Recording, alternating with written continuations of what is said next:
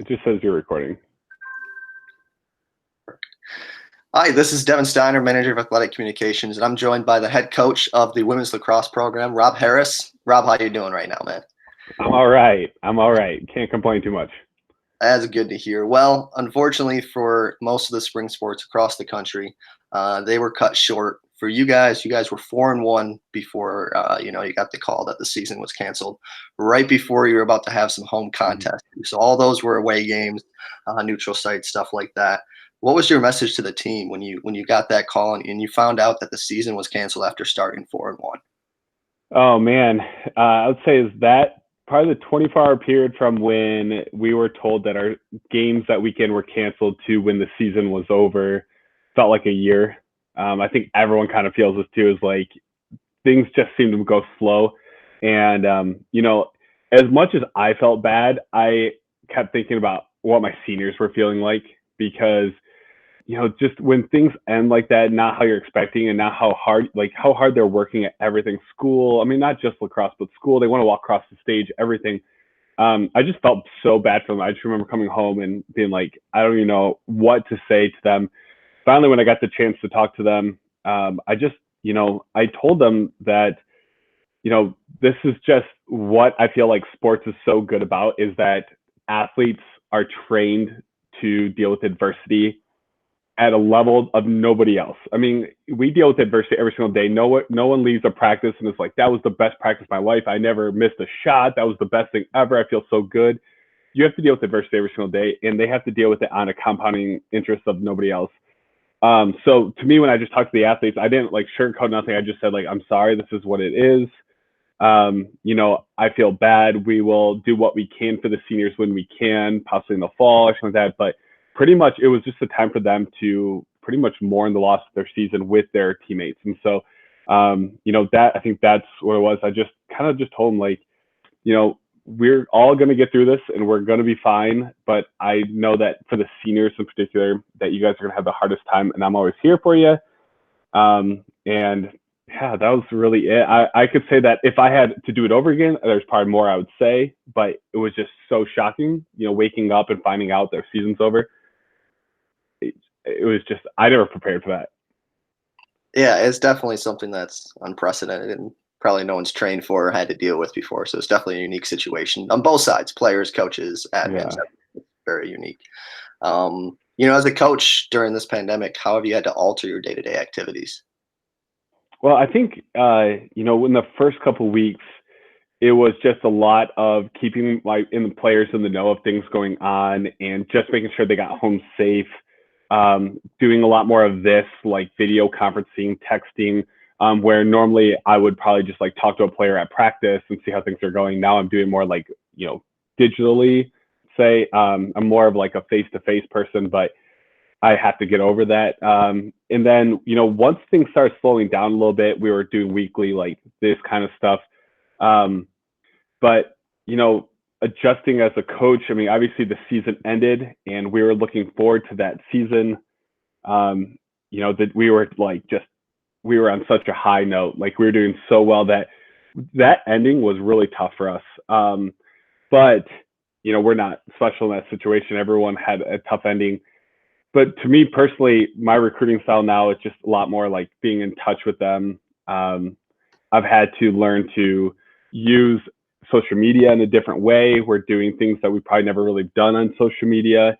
And we're always now just scouring the internet, looking for anything that we can come up with ideas, because that's what I think we're so good at. We take little bits of ideas from other people and we make it our own.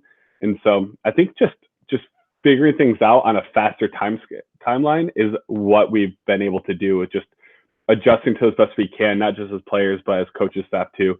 I think we're just doing our best we can to be as organized, but also trying to be ahead of the game. And you mentioned recruiting there for a minute. Are there any challenges you feel like you're facing? And there anything like new that you're doing to kind of, catch recruits and talk to them? Maybe things you haven't done in the past because of this pandemic.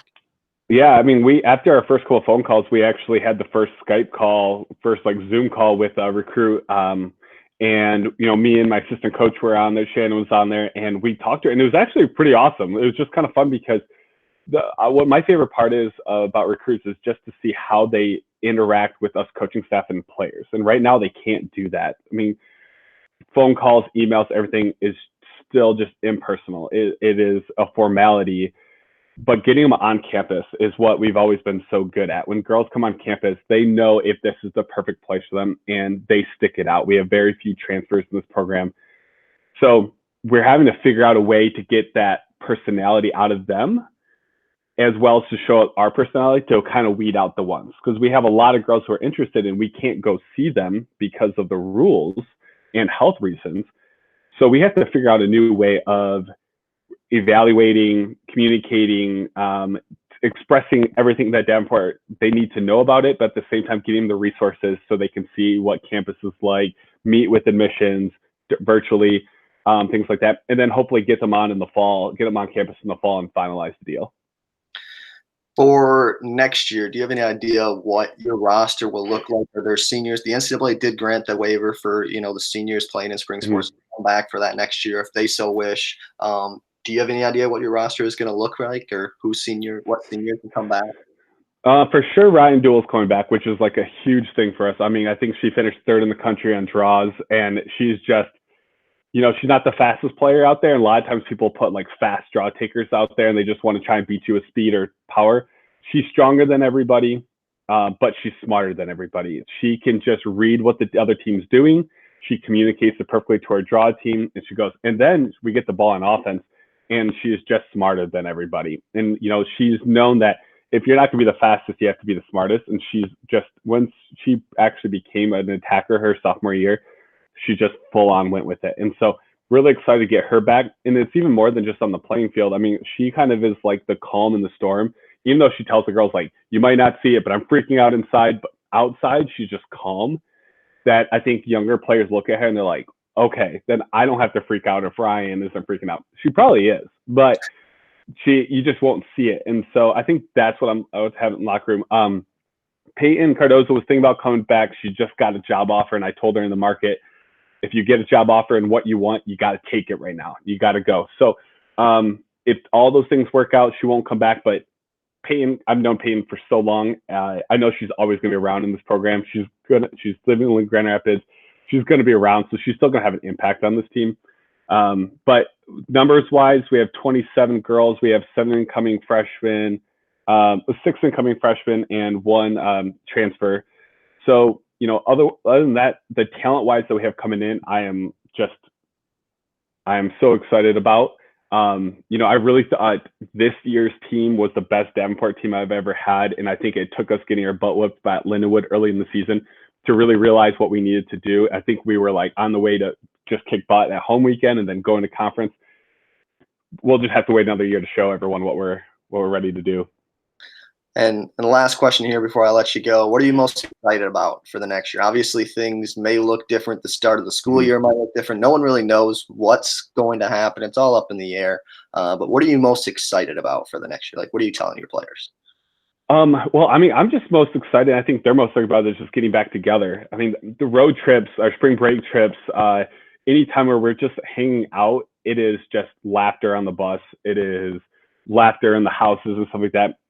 Those trips, I think, are just those memories that, you might have a loss and it might take me a day or so to get over the loss. But then when I just see like the girls realizing that they're making memories that's going to last the rest of their life. And like for me, my best friends, everything is friends I made in college playing sports. And I don't really remember the scores of the games, but I remember the trips and I remember the hanging out and like this time spent together. I'll never forget those memories. I won't remember all the wins and losses, but I'll remember those memories. So I think my favorite thing as a coach is to watch those girls forming those memories. And I'm really excited to get back because not only do they love each other, but they absolutely love playing lacrosse together and they're really good. So when they play a high level lacrosse, that's when I see them like really get amped up and do more.